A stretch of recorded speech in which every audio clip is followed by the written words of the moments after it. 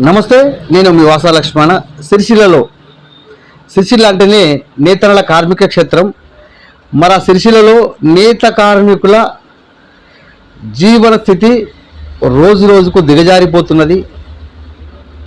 గతంలో కంటే ఎక్కువగా ఇంకా దుర్భర స్థితిలోకి వెళ్ళిపోతుంది మిత్రారా. ఇది చాలా బాధాకరించే అంశం. మేము ఇది ఒకసారి వార్తా కథనం చదువుతాం మిత్రారా. చదివిన తర్వాత మనం కొద్దిగా మాట్లాడుకుందాం.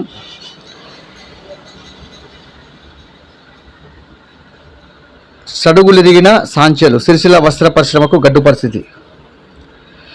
మూలకు చేరిన మరమగ్గాలు, స్క్రాప్ కింద విక్రయాలు, ఉత్పత్తులకు గ్యారెంటీ లేదని ముందుకు రాని యజమానులు, కోల్పోయిన విద్యుత్ సబ్సిడీ, మోయలేని కరెంటు బిల్లులు, అసాములకు పేమెంటులు. ఒకసారి ఎంత బాధ కలిగించే అంశం అంటే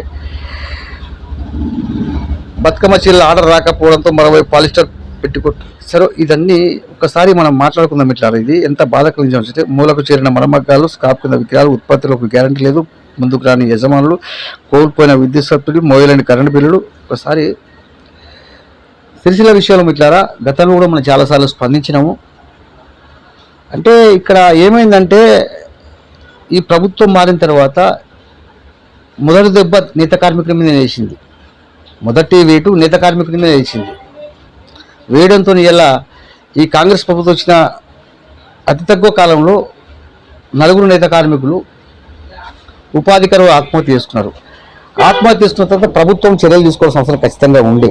మరి పొన్నం ప్రభాకర్ గారు గతంలో ఉగాది తెల్లారి నుంచి టెక్స్టైల్ పార్క్ ప్రారంభిస్తామని చెప్పిండ్రు, పని కల్పిస్తామని చెప్పిండ్రు.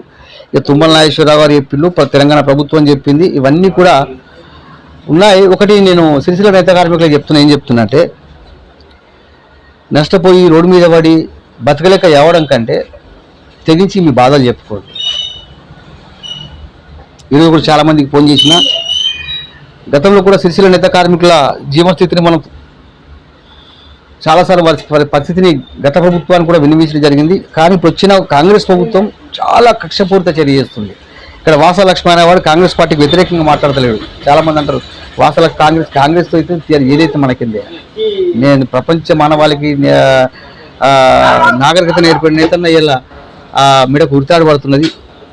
ఒకటి నేను రేపు ఫాలో అవుతున్నాను ఇట్లా. రేపు నేనే స్వయంగా నేత కార్మికుల దగ్గరికి వెళ్తా. ఈరోజు చాలామందికి ఫోన్ చేసిన నేత కార్మికుల దగ్గరికి వెళ్ళి వారి పరిస్థితి ఏంటో వారి నోటితోనే విందాం. నేను ఇప్పటికి చాలామందికి ఫోన్ చేసిన. రేపు నాతో పాటు లైవ్లోకి వచ్చే నేత కార్మికులారా దయచేసి నన్ను సంప్రదించండి. నా నెంబరు సిరిసిల్ల అందరి దగ్గర ఉంటుంది. చాలా బాధ కలిగించే అంశం ఇది. ఎందుకంటే సాంచెలు మూలకు పడుతున్నాయి, బతుకు భారం అవుతుంది, అప్పులు పెరుగుతాయి,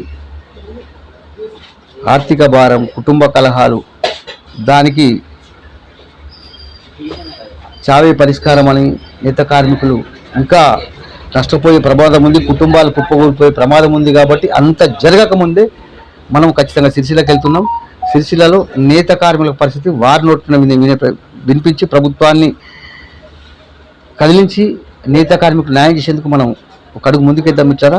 కాబట్టి సిరిసిల్ల నాయకులారా మీరు కూడా ఆలోచించండి, పార్టీలు పక్కన పెట్టండి, నేత కార్మికుల విషయంలో దృష్టి మీరు కూడా పెట్టండి. ఖచ్చితంగా రేపు నేత కార్మికుల వారి బాధలు, వారి ఆవేదనలు వారి నోటితోనే మేము ముందుకు తీసుకొచ్చే ప్రయత్నం చేస్తున్నాం. ఫాలో అవుతుందండి. వారి బాధ ఏంటిది, వారి కష్టాలు ఏంటిది, వారి కన్నీళ్ళు ఏంటిది, అసలు ఏంటిది వాళ్ళ బతుకు పోరాటం, వాళ్ళ జీవన పరిణామం ఏంటిది, భవిష్యత్తు ఏంటిది, మొత్తం కూడా మేము ముందుకు రేపు తెచ్చే ప్రయత్నం చేస్తున్నా. చాలామంది నేత కార్మికులకు ఫోన్ చేసినా. మళ్ళీ ఒకసారి చెప్తున్నా, రేపు నాతో పాటు లైవ్లోకి రావాలనుకున్న నేత కార్మికుల దయచేసి నా నెంబర్కు కాంటాక్ట్ చేయండి, నా నెంబర్కి మెసేజ్ చేయండి, నేనే ఫోన్ చేస్తున్నాను. నమస్తే.